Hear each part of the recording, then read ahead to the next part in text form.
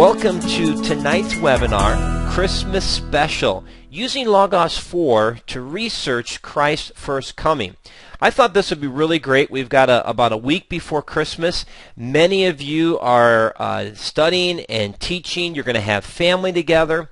And this webinar is really designed to equip you so you can have a great time getting to share, to study, and share the truths related to Christ's first coming, His birth. Just a reminder, this is the fourth Monday of the month series, even though we're doing it the third Monday because of the holidays. And you can see here a list of upcoming webinar descriptions. Next time, we're going to be, a month from now, we're going to deal with the top 100 shortcuts for Logos 4. So if you've been following that track, we're going to do it. We're going to mix up a little bit and bring it on the fourth Monday. That'll be January 30th. Don't forget that free live training is 3 times a month. You can sign up once for each track, and then you are good to go for the rest of that track. Just a reminder, the first Monday of every month has been changed for January because of the holidays. We'll be meeting January 9th. Then the schedule will resume back to normal. So our third Monday of every month is January 23rd, and the fourth Monday of every month is Monday, January 30th. You can sign up at LearnLogos.com/webinar. Just a quick reminder, you can download these webinars for $4.99. Usually I can send an email link out within the first 24 hours. And also, webinars, just to kind of compare and contrast to the training CDs that you see there at the right. The webinars are designed to be very interactive with you and I discussing, asking questions. We really zero in and focus on a topic. I'll be showing you lots of features in Logos and search strategies and things like that. But I won't stop and show you every single detail in the Logos program. That's the purpose of the training CDs. In the training CDs, it's very slow-paced. In fact, it's really self-paced. The orange CD covers every single feature in Logos 4. The 2 blue CDs take that knowledge and help you apply it in the area of studying the passage, Matthew 28:16 through 20. There's also 11 lectures to help you study the Bible better, and over 130 book overviews so you can get to know your library better, as well as learn about other books that you might consider adding to the library. And then the green CD, which is a download only at this point, is another 7 hours of training. That's a free update you can get at LearnLogos.com. And combined, all 4 CDs is over 15 hours of training, 160 lessons, and it really is the most comprehensive training on the planet for learning Logos 4, and we've got a discount of 50% off. So take advantage of that. If you feel that the webinars are a little too fast-paced for you, or if it's too much information, definitely download the webinar so you can rewind and play it over and over, but also build up that knowledge of Logos with the training CDs. So what is tonight's process? You know, every time we do one of these important doctrines or these type of topics, I try to come at it from different angles so you can learn different study techniques and learn to exploit or get more out of Logos 4. So tonight's process, step 1, we're going to piece together the birth narrative using a harmony and synoptic gospel book. So if you've never used one of those, this is exciting. And step 2, then, we're going to deal with the 2 genealogies and learn the difference between the 2, the one in Matthew and the one in Luke, and we'll show you how to use your concise commentaries. Step number 3, we're going to utilize biblical people to do a mini biography. And then step number 4 is we're going to employ maps and images for your reading, and also if you're going to do some presentations. There's also a step 5. We're going to show you how to research unfamiliar terms and use the passage guide with key passages. Step 6, we're going to learn how to check your theology collections on the big themes. Step number 7, we're going to watch out for some myths and tradition that may be inaccurate when we talk about the birth of Christ. And then step number 8 is we're going to talk about how to retell the story of Christ's birth, how to print and share the readings, copy Bible verse, columns, etc. And then step 9, we're going to show you how you can select and even sing a few hymns. Of course, I'm not going to give you any voice lessons tonight. And then step number 10, we'll talk about how to add a few illustrations to your presentations and your studies, as well as applications in step 11. And then step number 12, help you choose a PowerPoint template. In fact, just a couple things. If you decide to get this webinar, there's 2 extra bonus things that are included. So let me bring that up for you right now. First is I have an actual PowerPoint presentation that's done and completed that you can use and modify should you desire to teach or study this passage, so this topic. And so we have a lot of things in the PowerPoint that you can use, so you'll be able to download that. Let me go ahead and close that. And then also I will have a step-by-step document that you can also download in more detail of some of the things that I'm going to show you, so you can kind of see that there. And these are all included when you purchase the webinar for tonight, which again, that'll be available for sale starting tomorrow evening. So I'm very excited about this topic.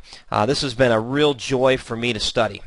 So let's begin with our first step. And let me go back to the first step on the PowerPoint so we're in sync. And that is piecing together the birth narrative. Now, there's 2 major books. Let me go ahead and open up Logos. There's 2 major books that you really need to become familiar with when you study something out of the Gospels. And the 2 types of books are called harmonies. The other one is called synopsises or synoptic. Okay, let me explain the difference by opening one up. So I'm going to open up the harmony. Let's see, here we go. And it'll just take a second to open up.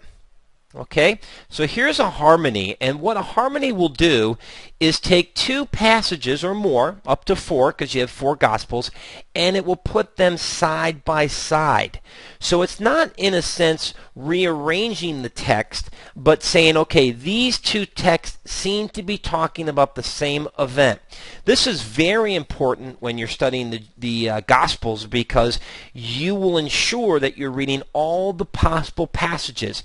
Each one of those books, Matthew, Mark, Luke, and John, give you different information that combined give you the full picture, the full perspective on one of the events or stories in the Gospels. Now that's a harmony, putting things side by side. A synoptic or a synopsis, let me open up another one here, is a little bit different. What it's going to do is determine the order, determine the flow. The chronology really is important in the synopsis. So here they have the birth of John the Baptist, foretelling. So we're in Luke 1:5. And then if we page down, here we have Luke 1:26, so it's continuing with Luke. And then we got Luke 1:39 through 45. You can see that there.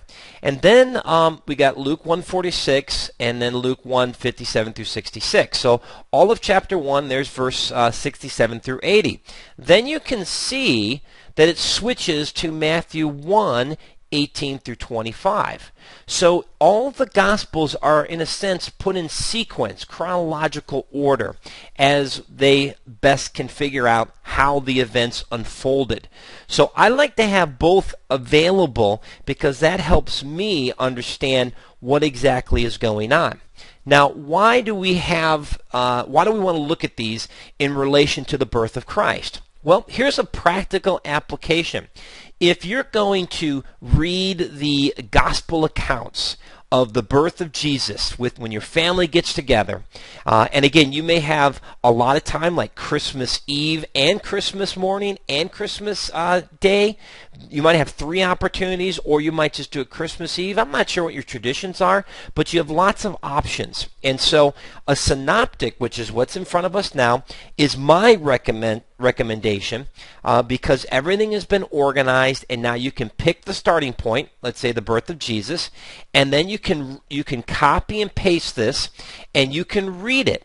So instead of handing a Bible or passing a Bible around, which if someone, let's say in your family, maybe is an unbeliever or not as comfortable, by printing this out maybe on a piece of paper and making the fonts a little bit larger for the older people in the family to read, you can really make this a wonderful experience for the whole family. So what I recommend, let's just do this for example. I'm going to go to Tools, and I'm going to go to Copy Bible Verses. I'm sorry, I didn't want to do that. I want to go to Tool. I'm going to do Control P, or go to my Resource panel, and I'm going to choose Print Export. Control P for the PC, Command P for the Mac. And because we're not using the Bible, we're using a synopsis, we need to print like a book. And you can see, in fact, let me zoom in a little bit here. So here's the first section where we were, Luke 1:67 through 80. Then over at the left, we have the different sections of the book. So if we wanted to begin with the birth of Jesus, we simply check the box. And then we can uncheck what we don't want. So this way, you can really control how much you want to read on Christmas Day or Christmas Eve. And so there's the wise men, the escape to Egypt. You can include that in the narrative, and the return to Nazareth. And so this would be really good. I think including the birth of John, or at least Zechariah's prophecy, is important because of, or even Mary's visit, because you've got John jumping around in the womb of Elizabeth. So you'll have to determine how much time you have, but this way you can choose exactly what you want to print out. And then what I recommend you do is choose export to Microsoft Word. So after you get the text selected, then you can click on Microsoft Word. Gary just wanted clarification. Yes, Control P for print, for the PC. But if you just click on the resource panel, you'll have the option print or export. Now, instead of going right to the printer, I'm going to open up a Microsoft Word document. So I'm going to send this to Word. And it'll take a second for Word to open up. And let me bring that into the window so we can see that. And so here it is. And now we can change the font size. So I'm going to press Control A to select the text. And we can make the font bigger if we wanted to, and so forth. Now also notice that everything came in as a kind of thin column. See that there, how it's a thin column? So let me show you why that happens so you understand how to make those changes. Over at the left we have a section here, and we have auto and single. Now the one that's selected is the one that's kind of in black. The one that is not selected is the one that's colored. So we chose single, and that's why we got the single column. So if we go to auto, now we're going to get a much more fuller text. And it'll take a minute for everything to be resized. And let me just kind of put that there. So there, it changed it into 2 columns, which is a little bit easier to read. Now we can send that to Microsoft Word. Let me do that.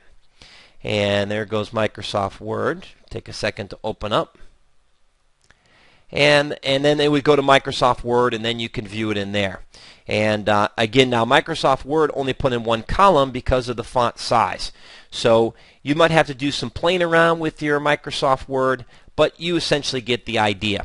So this is a great way to get the text out of Logos into a user-friendly document, and then you can rearrange the text in a way that will be easiest for everyone who's participating to read. Bill's got a question. He says, if using Pages in Mac works the same way, yes. You'll have different export options down here in the bottom right, and you choose the one that you are most familiar with. So great question, Bill.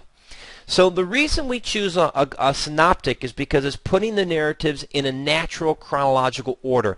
It'll flow better. Now, if you don't have time to read, I do recommend that you read the whole thing out loud by yourself and read it very comfortably and see how long it takes. If it really is going to take a long time, then you might want to be more selective and reduce the number of passages you're going to read. If that's the case, then that's where maybe a harmony will come in handy, where you just maybe select a couple key passages. And so those are 2 wonderful books. Let me show you a couple others that can also help you piece together the birth narrative. One of them is called Jesus Christ, the Greatest Life. And let me open up that book. And here it is, Jesus Christ, the Greatest Life, by Ellison Stanley and looks like Johnston Cheney. And this is a pretty neat little book. Let me page down. This is part 1, Days of Preparation. In fact, let me just reduce the file size a little bit so you can kind of see. So here's the Jesus' early years of preparation, and they're giving you a timeline to kind of give you a feel about the angel foretelling John's birth and so forth. So that's some good background.